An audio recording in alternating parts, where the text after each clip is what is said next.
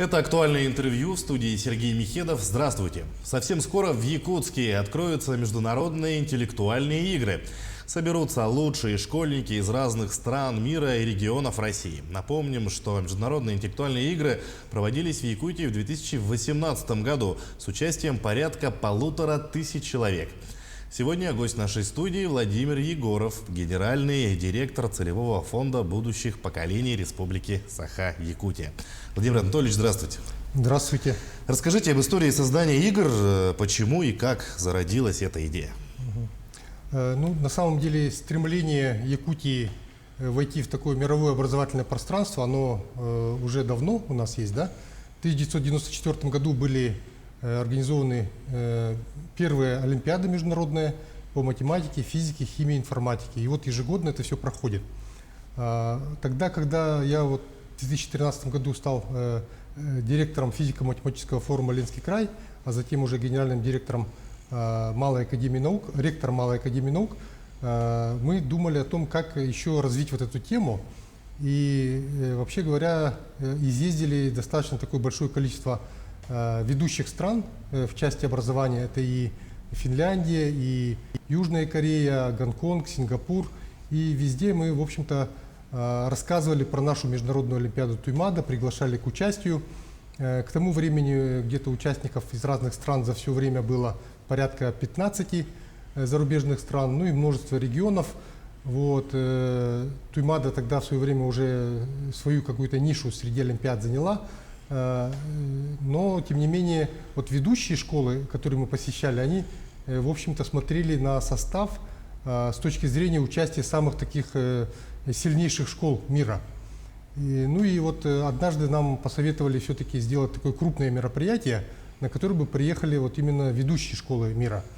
И мы стали думать, как это сделать, и мы здесь стали опираться на наш опыт проведения таких конференций научных. У нас все-таки движение «Шаг в будущее» действует уже довольно-таки давно, и много детей, интересующихся именно такой проектно-исследовательским таким направлениями, да. И решили предложить руководству республики провести такую международную конференцию. При этом мы получили одобрение, но, в общем-то, решили сделать еще более масштабное мероприятие, чтобы оно стало таким более охватывающим различные направления, да? И в итоге у нас вышло такое, мероприятие сродни Олимпийским играм. То есть у нас было 12 направлений разных. Часть была такая традиционная, классическая, можно сказать, олимпиады и, научно-исследовательская деятельность, да? А часть была такие современные, такие как игры роботов, 3D-моделирование, IT-хакатон. И мы уже согласно таким мировым тенденциям, способные дети проявляют себя не только в конкурсах, да, но и тогда, когда они имеют возможность вместе сотрудничать, работать над проектами. И у нас поэтому половина направлений была конкурсная, а половина была не конкурсная. Так у нас и удачно получилось, что довольно-таки много участников было на прошлых играх и успешно прошли эти игры. Но какое главное отличие игр этого года? Как вы все знаете, сейчас уже такие дистанционные технологии активно вошли в нашу жизнь за последние несколько лет, да. Уже упомянутая мной Олимпиада Туймада, она тоже не прекращала свою жизнь, да, но она переходила, получается, в 2020-2021 году в такой дистанционный формат. И благодаря этому мы смогли опробовать, как же это проводить, все эти, так называемые прокторинги, да. То есть, чтобы дети могли в объективно таких равных условиях соревноваться, да, не пользуясь никакими подсказками и так далее. Да. Эти технологии мы отработали в течение 2020-2021 годов, да, Малая академия наук этим занималась. И, соответственно, в этом году мы уже часть мероприятий проводим в таком смешанном формате. То есть часть участников будет здесь писать олимпиаду, а часть будет дистанционно писать. Поэтому это главное отличие. И еще одно отличие такое важное, да, то, что мы в этом году провели такой отборочный этап, точнее, он даже не отборочный, он такой просто отдельный первый этап дистанционного характера. Где-то порядка 1000 школьников почти со всей страны, можно сказать, да, приняли участие, там порядка 70 регионов было. И, в общем-то, каждый мог попробовать себя каждый желающий мог попробовать решить вот эти задания такого исследовательского открытого характера, ну, не требующие какой-то специальной подготовки. Тем самым мы увеличили вот массовость, привлекательность этих игр для более широких слоев вот, интересующихся. И вот насколько дистанционный формат себя оправдал на первом этапе и как он будет применяться во втором этапе? Ну вот, как я сказал, получается, почти 70 регионов приняли участие. Это получается, что именно вот благодаря дистанционному формату удалось вот вовлечь такое количество участников, да. И сейчас у нас получается где-то примерно половина на половину, даже чуть больше участников именно будет в дистанционном формате. Ну вот сейчас идет подсчет общего количества заявок, где-то порядка чуть больше 300 будет очных участников, где-то больше 350 будет участников в дистанционном формате, общее количество, ну, порядка 700 будет детей-участников. Это не считая экспертов, жюри, тьюторов и так далее. Ну вот вы сказали о примерном количестве участников, а где будут проходить основные мероприятия? Значит, мы вот решили провести вот именно на таких наших инновационных площадках, да, это учебный корпус Малой академии наук, который только-только вот целевой фонд будущих поколений значит, построил. В прошлом году, в этом году произошло торжественное открытие его, да. Вот, это очень красивое, значит, современное здание, оснащенное, как говорят по последнему слову, техники, да. Ну и международная артистическая школа, которая тоже буквально 2 года назад открылась, да. Вот на этих 2 площадках у нас будет проходить и Олимпиада Туймада, вот будет проходить в международной артистической школе, International Science Fair, то есть научная конференция, конкурс там будет проходить. А международная исследовательская школа, она будет проходить уже вот на базе учебного корпуса Малой академии наук, где вот у нас хорошо оснащенные лаборатории, и дети будут там проводить свои исследования. А кто поддерживает, кто является партнером этих игр?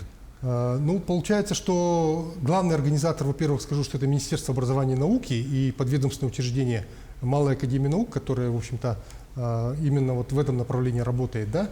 Ну и мы, как целевой фонд будущих поколений, также такую поддержку оказываем, вот, и финансовую, и организационную.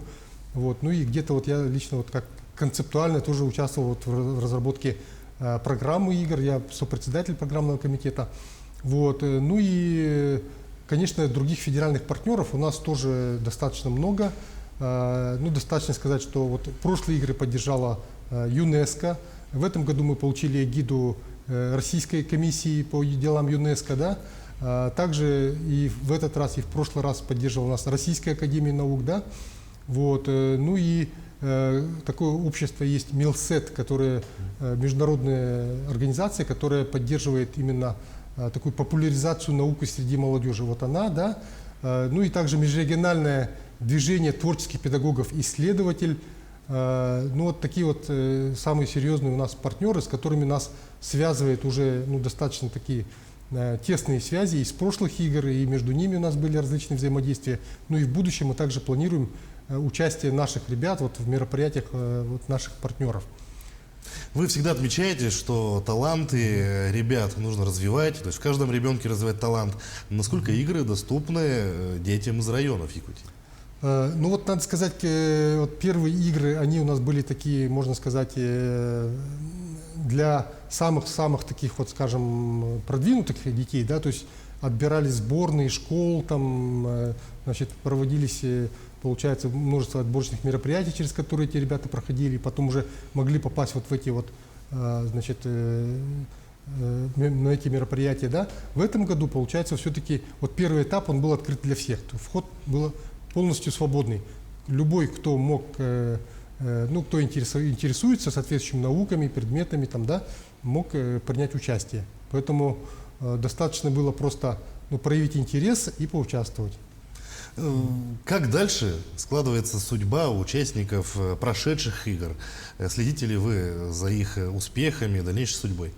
Да, вы знаете, вот я вспомнил вот сейчас международные спортивные игры «Дети Азии». Мы же тоже гордимся тем, что у нас такое большое мероприятие, ну, Республика Саха миру как бы дала, да, и знаем, что вот многие там становятся известными спортсменами, да, но вот игры, получается, с 96-го года, да, а у нас международные интеллектуальные игры с 2018-го, поэтому таких как бы выдающихся таких вот результатов у нас пока нет. Мы надеемся, что лет через 10, 20, 30 такие появятся, но вот если вот говорить о том вот, текущем таком состоянии, то многие наши дети, они уже поступили в такие ведущие вузы мирового уровня, да. Ну и вот, например, есть у нас такой на прошлых играх нас всех так вот восхитил мальчик из Казахстана, значит, Нурдаулет Таубергенов, да. Значит, вот он сделал такой протез, точнее не протез сделал, он сделал такую программу, которая вот именно с протеза считывает жестовый, значит, язык, то есть движения, вот, которые делают глухонемые, да, при разговоре, и переводит в такую человеческую речь, да. Вот, и он получил тогда гран-при, вот, $5000 получил тогда, да, от наших спонсоров. Вот, и вот сейчас он на факультете компьютерных наук в Гонконге успешно учится. Вот, и при этом он еще поучаствовал на такой престижной международной выставке Intel ICF, вот, где тоже вот был лауреатом. Вот, если говорить про наших детей, то вот наш Максим Андреев, да, он тогда стал абсолютным победителем, значит, старшей лиги по математике, то есть, можно сказать, самой престижной вот, Олимпиады Туймады, да, он был ее победителем, причем опередил на 1 балл всего такого очень хорошего тоже математика из сингапурской школы, значит, естественно-математической, да, сильнейшей школы в Сингапуре. А мы знаем, что Сингапур лидер по образованию, да, поэтому мы гордимся этим достижением.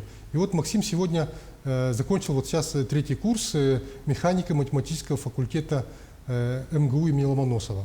Ну и уже сейчас он, будучи студентом, работает с нашими детьми, готовит их к олимпиадам, в том числе вот в рамках международных интеллектуальных игр. У нас остается около минуты, может быть, чуть больше. Чего вы ожидаете от нынешних игр и какие главные цели ставите перед организаторами и участниками? Ну, прежде всего, нам хотелось бы провести на высоком организационном уровне эти игры, чтобы все наши участники, гости остались довольны. Ну и, конечно же, мы хотим, чтобы наши дети подружились, да, нашли себе здесь таких, можно сказать, друзей, которые останутся на всю жизнь.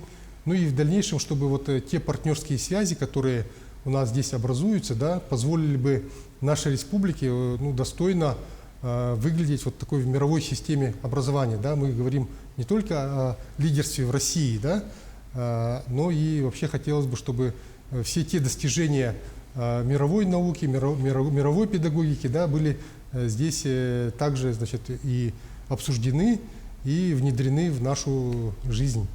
Ну а мы в свою очередь хотим пожелать вам успешного проведения такого грандиозного события, ну и найти как можно больше светлых умов для развития науки. Спасибо. Ну я напомню, вы смотрели актуальное интервью, оставайтесь на нашем канале.